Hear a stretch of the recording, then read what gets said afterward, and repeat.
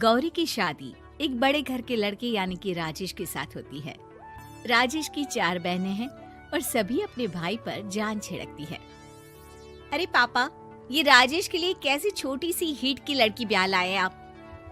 हम लोगों का भाई तो राजकुमार है, उसके लिए तो कोई राजकुमारी होनी चाहिए थी। गौरी को ननद की बात बुरी लगती है और वो रोने लगती है। अरे क्यों गला फाड़ रही है? क्या गलत बोल दिया मेरी बेटी ने? इकलौता बेटा है हमारा, समझी? वो तो तेरे ससुर हाँ कराए थे, वरना मैं तो ना करवाती तेरी शादी अपने हीरे जैसे बेटे से। ननदे सास को भरती और सास गौरी से लड़ती। ये क्या है? तुम्हारी बहनें और माँ आए दिन मुझे खरी खोटी सुनाती रहती है। क्यों नहीं बोलते उन लोगों को कुछ? अरे क्या बोलूं? अब उन लोगों का इकलौता भाई और बेटा होना, तो वो लोग थोड़े इमोशनल है मुझे लेकर, समझा करो ना।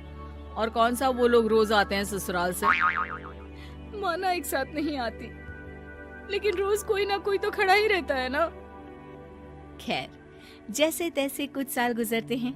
गौरी एक प्यारे से बेटी की माँ बनती है। सुनिए, हर बात पर ससुर जी से पैसा मांगना ठीक नहीं लगता। आप कोई काम क्यों नहीं करते हैं? काम तो मैंने कभी किया ही नहीं गौरी। पापा के पास इतना पैसा है कि मुझे जरूरत ही नहीं पड़ी। लेकिन कहते हैं ना, हर दिन एक सा नहीं होता। गौरी के ससुर की मृत्यु हो जाती है और घर में गरीबी छा जाती है। गौरी ननद को फोन करती है। दीदी, अब जीजा जी को बोलकर इन्हें कहीं नौकरी दिलवा दो ना। घर चलाना मुश्किल हो रहा है। माँ जी की भी तबीयत खराब रहती है। दवाई का खर्चा और मुन्ने की पढ़ाई का खर्चा काफी है। कुछ मदद मिल जाएगी दीदी। देखो गौरी, तुम तो जानती हो मेरे खुद के 3 बच्चे हैं, तो ये मत सोचना कि बात घुमा कर बोलोगी तो मैं कुछ मदद कर दूंगी। अब पति तुम्हारा है, सास तुम्हारी है, तो करना तो तुमको ही है ना। हम भी तो निभा रहे हैं। खैर, बोल दूंगी इनको। गौरी समझ जाती है। वो दूसरी ननद को फोन करती है, लेकिन माँ से भी उसे कुछ ऐसा ही जवाब मिलता है। अरे भाभी, हमारा भाई कैसे काम करेगा? वो तो राजकुमार है। बस आप जरा माँ का ख्याल रखो, उन्हें कोई तकलीफ मत होने देना। बाकी करते हैं बात आराम से। गौरी के सामने संकट आ जाता है कि वो कैसे अपना परिवार चलाए। ना पति काम करना चाहता है और ना ननदे मदद। फिर एक रोज गौरी की सहेली कहती है, गौरी, मैं ना एक फैक्ट्री में काम करती हूँ, तुम्हारी परेशानी समझ सकती हूँ। क्यों नहीं तुम भी मेरे साथ वहाँ काम करती? अरे लेकिन मुन्ना तो छोटा है ना। तो क्या हुआ, तेरी सास और पति तो घर पर ही हैं, वो लोग संभाल लेंगे। तू चल मेरे साथ। गौरी ने अब काम करना शुरू कर दिया था, लेकिन उसका सपना अपने बेटे को अच्छी शिक्षा देने का था। गौरी अपने भाई से कहती है, भाई, आपके बच्चे जिस स्कूल में पढ़ते हैं उस पर मेरे गौरव का भी एडमिशन हो सकता है क्या?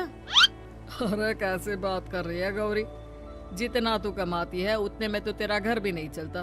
तू कहाँ इतने महंगे स्कूल का सपना देख रही है? लेकिन गौरी भी ठान लेती है कि वो किसी न किसी तरह अपने बच्चे को अच्छे स्कूल में पढ़ाएगी।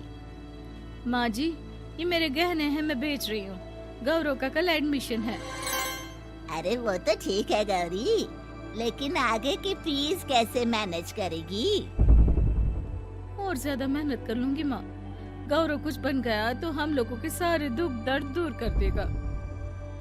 गौरी, हम लोगं ने तुझे गलत समझा, लेकिन तू ही थी जो ये घर लेकर चल रही है, वरना कब की अलग हो जाती। गौरी सास की ओर मुस्कुराकर देखती है। आप भी तो मेरा साथ दे रही है ना। अरे कभी खाने में अंडा या मुर्गा भी खिला दिया करो। क्या रोज रोज पत्ता खिलाती रहती हो? अरे शर्म तो आती नहीं, सारा दिन बहू काम करके पैसे लाती है, खुद तो कुछ करता नहीं, ऊपर से मुर्गा खाना है इसको। गौरी अपना घर चलाने के लिए तो पर्याप्त पैसे कमा लेती है, लेकिन बेटे के महंगे स्कूल, कोचिंग और उसकी डिमांड पूरी करने के लिए उसे लोगों से पैसे उधार लेने पड़ते। माँ, मुझे जूडो कराटे की ड्रेस चाहिए, मैं घर के कपड़ों में क्लास नहीं अटेंड करूँगा। और क्या, बिल्कुल, घर की भी कोई ड्रेस होती है क्या? मैं कल ही ला दूंगी। बच्चा, तू बस मन लगाकर पढ़ाई किया कर। उसके जाने के बाद कहाँ से लाएगी पैसे ड्रेस के? माँ वो पास वाली चाची से कुछ पैसे उधार लूंगी। अरे सभी से तो उधार ले चुकी है तू। कर्जा इतना चढ़ा लिया है कि पूरा जीवन भी कमाएगी तो उतार नहीं पाएगी। अरे माँ जी, गौरव कुछ बन जाए तो मुझे कमाने की क्या जरूरत, फिर तो मैं बस रानी बनकर राज करूंगी। एक दिन गौरव कहता है, माँ मेरी नौकरी लग गई है, वो भी अच्छे पैसों में। अब हम लोगों के बुरे और दुख के दिन जल्दी खत्म हो जाएंगे। गौरी की खुशी का ठिकाना नहीं होता। वो सास की फोटो के सामने हाथ जोड़ती है कि उसका पति उसे कहता है, देखा गौरी, तेरी तपस्या खत्म हुई। इतने सालों से जो तू फैक्ट्री में नौकरी कर रही है, अब तू आराम कर सकती है। अरे नहीं नहीं, अभी तो नौकरी लगी है, कुछ दिन कुछ पैसे कमा तो लेने दो। कुछ महीनों बाद गौरी की ननद गौरव के लिए रिश्ता लेकर आती है। अरे भाभी, वो मैं ना रिश्ता लेकर आई थी गौरव के लिए, सुना अच्छा कमा रहा है, क्यों? देखा मेरी बहन कितनी अच्छी है, कितना सोचती है हम लोगों के लिए। गौरी कुछ नहीं कहती, लेकिन उसका मन नहीं होता है कि वो बेटी की शादी इतनी जल्दी कर दे। हाँ वो तो ठीक है, लेकिन अभी कुछ कर्जा है जिसे उतारना है। तो क्या हो गया, शादी के बाद भी उतार लेगा। कम से कम एक लड़की आ जाएगी तो आराम रहेगा। गौरी लोगों के प्रेशर में आकर बेटी की शादी कर देती है और शादी के बाद एक दिन जब अपनी फैक्ट्री में जाती है, मैनेजर साहब, कैसे इस फैक्ट्री में 22 साल काम कर लिया पता ही नहीं चला। अब तो बेटा सेटल हो चुका है, नौकरी की जरूरत नहीं है। लेकिन आप सभी का शुक्रिया। गौरी बहन, बहुत मेहनत की तुमने जीवन में, अब भगवान कोई मुश्किल ना दे। गौरी घर आती है, लेकिन दरवाजे के बाहर से ही उसे बहू और बेटे की आवाज सुनाई देती है। क्या है, तुम्हारी माँ ने तो सोचा भी नहीं कि जो कर्जा वो ले रही है खुद की अय्याशी के लिए, वो हम लोग क्यों भरे? उनका कर्जा है वो देखे। हाँ लेकिन क्या करूं, माँ को छोड़कर रह भी तो नहीं सकता ना। अरे रह नहीं सकते तो क्या करोगे? पूरी जिंदगी उनका कर्जा चुकाते रहोगे?